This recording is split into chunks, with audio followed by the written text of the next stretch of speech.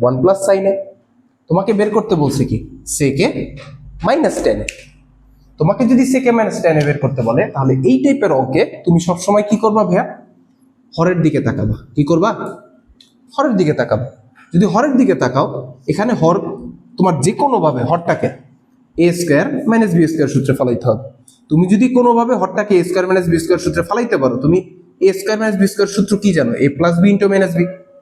তুমি যদি কোনোভাবে হরটাকে A square minus B square সূত্রে ফেলাইতে পারো, তাহলে তোমার অঙ্ক কিন্তু 80% শেষ। তাহলে আসো অঙ্কটা করি। লেফট হ্যান্ড সাইডে কি আছে? Left hand side root over কি দেওয়া আছে ভাইয়া? 1 মাইনাস সাইনে বাই 1 প্লাস সাইনে। কি করব বলছিলাম ভাইয়া? যে কোনোভাবে হরটাকে A square minus B square সূত্র বানাইতে হবে। তাহলে A square minus B square সূত্র মানে কি? A plus B into minus B. তাহলে যদি আমার কাছে হরে প্লাসের কোনো কিছু থাকে, যদি প্লাস দ্বারা যদি কোনো রাশি থাকে, তাহলে সেই রাশিরই মাইনাস রাশি নেব। যদি মাইনাস দেওয়া থাকে তাহলে সেই রাশিরই প্লাস রাশি নেব। তাহলে কি আছে ভাইয়া? 1 প্লাস সাইনে। তাহলে আমি লব হরকে 1 মাইনাস সাইনে দ্বারা গুণ করব। লব হরকে 1 মাইনাস সাইনে দ্বারা গুণ করব, কারণ আমি তো একটা সাইনে শুধুমাত্র হরে আনতে পারবো না। তাহলে আমাকে কি করতে হবে? লব হরকে 1 মাইনাস সাইনে দ্বারা গুণ করতে হবে। যদি 1 মাইনাস সাইনে দ্বারা গুণ করো, এটা কাটাকাটি করো, কাটাকাটি করলে থাকে কি থাকে? আগের অঙ্কই থাকে না। তাহলে এবার কি করা যায় একটু খেয়াল করো। তাহলে নিচে কি হয় ভাইয়া? 1 প্লাস সাইনে ইন্টু 1 মাইনাস সাইনে, A plus B into minus B. তাহলে কি স্কোয়ার মাইনাস বি স্কোয়ার।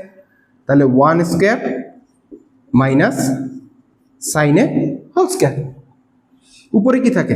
দুইটা 1 মাইনাস সাইনে মানে কি ভাইয়া? 1 মাইনাস সাইনে হোল স্কোয়ার। এবার কি করতে পারি?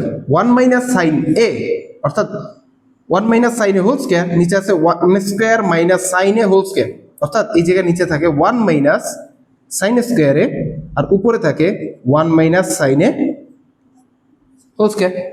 তাহলে 1 মাইনাস সাইন স্কোয়ারের সূত্র কি পড়ছি? কজ স্কোয়ারে।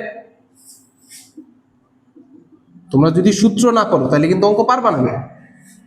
তোমরা যতই অঙ্ক করো, তোমাদের যদি সূত্র, তোমাদের যদি বেসিক কমপ্লিট না হয়, তোমাদের বেসিক যদি মজবুত না হয়, তাহলে তুমি কোনো অঙ্ক করে পারবা না। আর তুমি যদি বাসায় অঙ্ক প্র্যাকটিস না করো, তোমাকে প্রচুর পরিমাণ প্র্যাকটিস করতে হবে। গণিত যদি প্র্যাকটিস না করো, তাহলে গণিত তুমি কোনোদিনও পারবা না। তুমি যত বড় মেধাবী ছাত্র হও বা যত বড় মেধাবী ছাত্রী হও না কেন, তোমাকে গণিত কিন্তু প্র্যাকটিস করতে হবে।